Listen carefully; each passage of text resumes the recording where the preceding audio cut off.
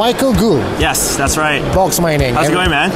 Pretty good, pretty good. You know, in Singapore, it's like blockchain central, right? Yes. So, and I think most of us, I would say, at least for myself and the community that I am with, we grew up watching you talk about Awesome, crypto. man. Thank you so much. Yeah. Thank you. You know, seeing you from your camera in your room and how And you it was a very, very cool setup, right? That's what I had. Like, oh, people are like, how do you start? I'm like, I put a camera in my room and just start talking. You know, that's how it works. So your voice is so iconic. Like we know, oh, that's Michael. That's Boxmining. Really? Yeah, that's awesome. Yeah, awesome, man. Thanks so much.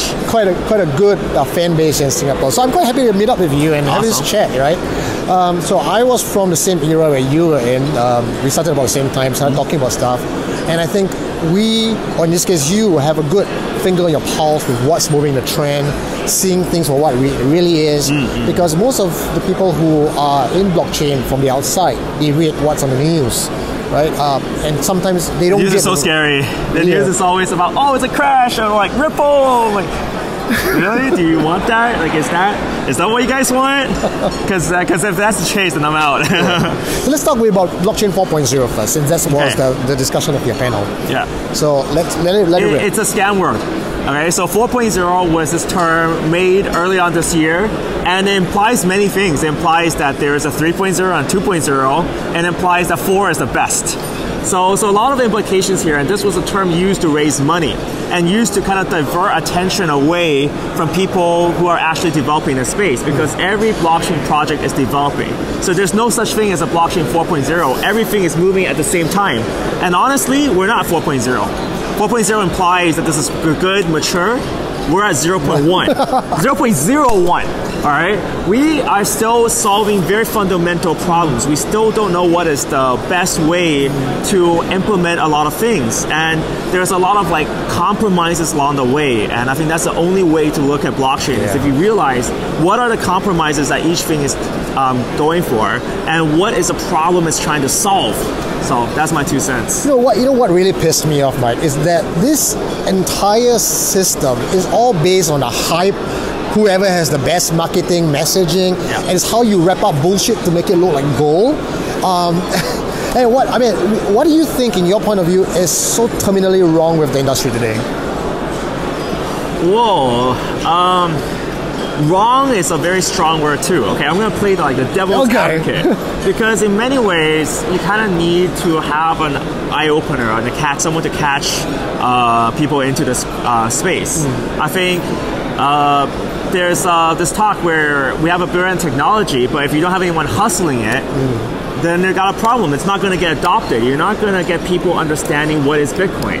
So fundamentally, I think what we need to tell people is that we need to tell people that fiat is broken. Right? This message is actually quite important. Like, there's fractional reserve banking.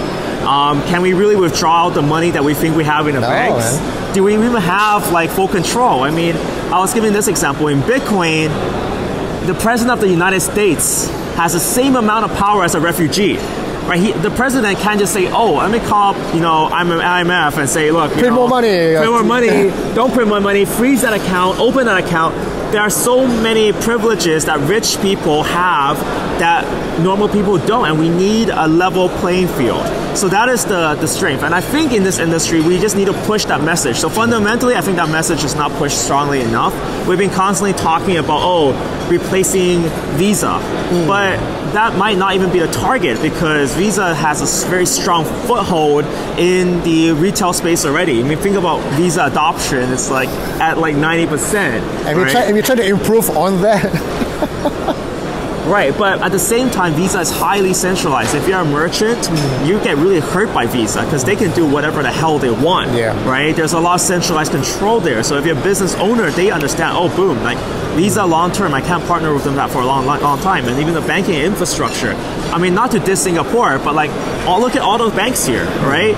This could be replaced by smart contracts, by smart money, by programmable money, right? A lot of these services can be changed and replaced, and we need to figure a way out to do it.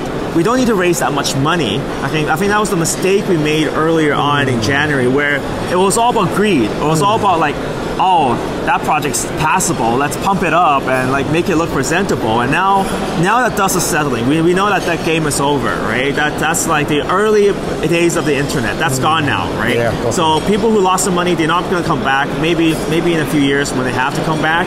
But right now we can say, okay, look, who's really doing something here that's concrete? Who is actually solving a real world problem? Can I see your product? Okay, does your product even work? Okay, and is it even better than what we have right now? If it's not 10 times better, because we're gonna go back to the 10x rule too. If it's not 10 times better, then fuck that shit, throw it back away. That's done. So you've seen the trends in the last 1.5 years. What is your take on 2019? Are we going? I mean, we're going to definitely see an improvement. Or maybe the market is going to die, but I don't think that's the kind of conversation we're going to have, because we wouldn't be here if you think it's going to die. 2019 is going to be the bear year. I think I'm going to be a dick here. Okay, I'm going to be saying, look, 2019 is going to be the builder year or the bear year, depending on how you're going to see it, right? Because we have all this speculation, and I don't think STOs are going to work. So I don't think that's going to really power through everything. So we can discuss that later. Oh, this is going to take another half an hour. That's going to take like years. But but I think like right now, if you're in this space, right, think very clearly. What are the problems why are you here, right? And why do you think this is useful? And this question must be answered. And also, if you're here and you're panicking, because it's the first thing we learned. Like when I did a lot of startups. So when startups start failing, because they always do, like there's an 80-90% chance that startup will fail. They always try to cling on to the first thing that they see, right? You might be drowning and you're like, oh, I'm gonna try to grab everything. Maybe I can try to grab a piece of art. That's what I think STOs are. STOs, they don't float, okay? They're not gonna make you float because that's over-regulation, it's too much. So in this situation, it's not about panicking, it's about looking about the real reasons of why this is valuable. And then, of course, having realistic expectations for that. So next year, that's gonna be the build year. People who stick around, they're gonna look at it. I don't think the injections of money and stuff, I think those cycles are a little bit different, but you know, I think the people who are going to stay, they're going to stay and be like... For sure. Michael, I'm going to talk to you more about that on STOs on our channel. We can do some crossover. But for now, thank you so much. Cheers, man. Michael Gu from Boxmining. You're watching Rock the Block Live. Awesome. Cheers, man.